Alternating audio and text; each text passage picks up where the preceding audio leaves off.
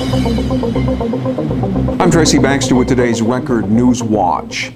Family and friends, including Goshen High School students and staff, said their final goodbyes earlier today at St. James Episcopal Church in Goshen during funeral services for Lance Golubinski, the 18-year-old high school senior who was killed last week when the car he was driving went out of control and slammed into a tree along Gates Schoolhouse Road. Golubinski is being remembered as an outstanding college-bound student whose goal was to become an engineer. He also excelled in athletics, including wrestling, where he earned 100 varsity wins. Memorial donations are now being accepted for a scholarship fund that is being set up in Lance's name.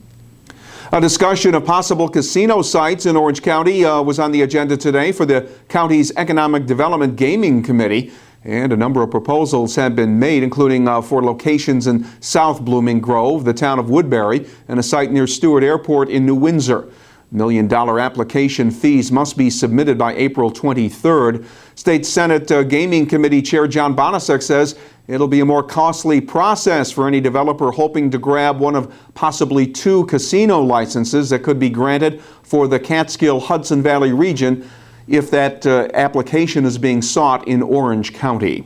If it's Orange County, they want, I believe, $75 million for the license fee.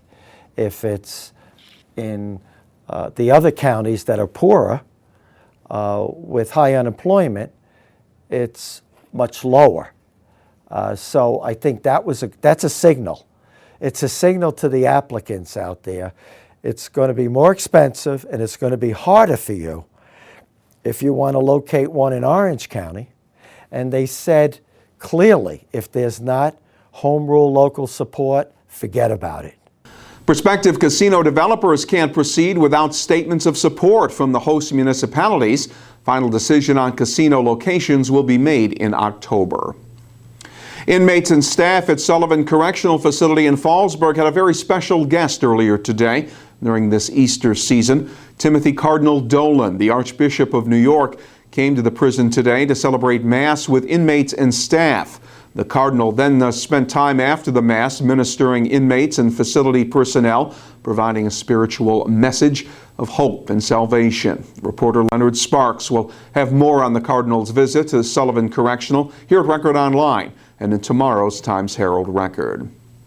Firemen in our region have been busy in the past week with a rash of brush fires, and last night firefighters from Huguenot, Port Jervis and vicinity were called out to extinguish a brush fire blaze that went to 2 alarms in order to bring sufficient manpower to the scene. Fire was reported at around 10 p.m. and was located in a field off Route 209. Other fire units were called to the scene to help put it out. No word on how it might have gotten started.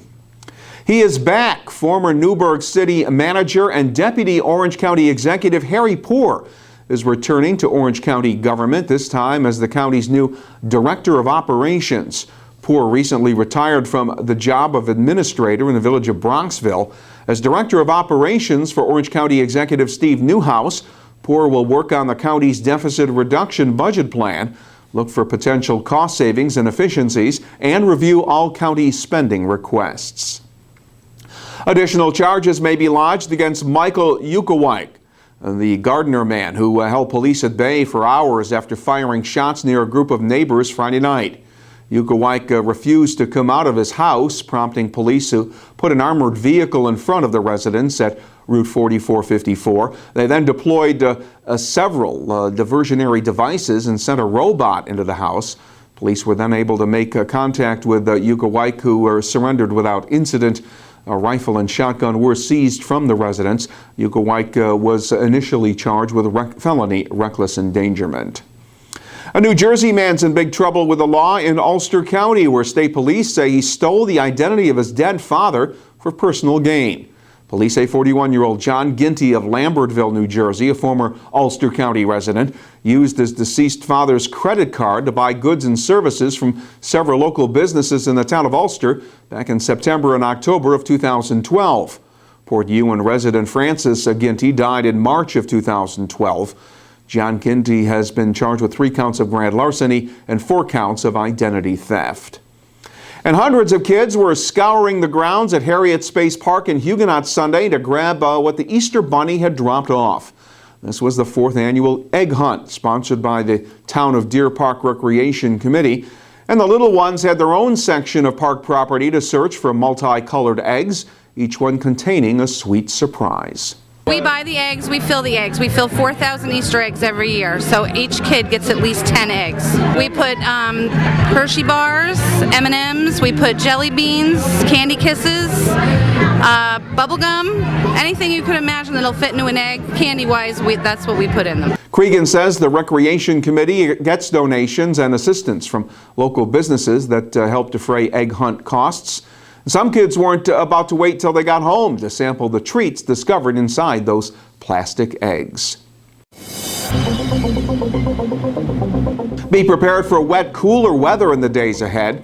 The rain begins tonight and it will stick around tomorrow. The rain Tuesday could be heavy at times, with the highs in the lower 60s. Wednesday will be partly cloudy, much cooler, with temperatures not expected to get any higher than the upper 40s. Get the news and information to help start your day in tomorrow's Times Herald Record. And breaking news is just a click away right here at Record Online. For Record Newswatch, I'm Tracy Baxter.